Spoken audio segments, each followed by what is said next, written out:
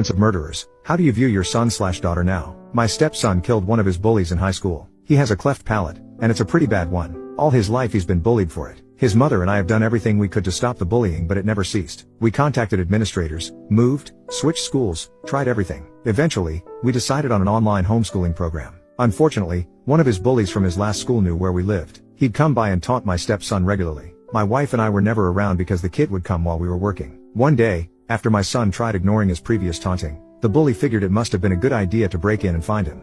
He threw a brick through our back window, which was in the guest bedroom, and proceeded to attempt to enter. Now, I partially blame myself for what happened next. My son never knew his real father, and so since I've come in, I've done everything in my power to fill in, and we grew pretty close. I ended up trusting him enough to tell him where I kept my gun. Seeing as how his mother and I worked so often, I wanted him to be able to protect himself if anything were to happen if we were gone.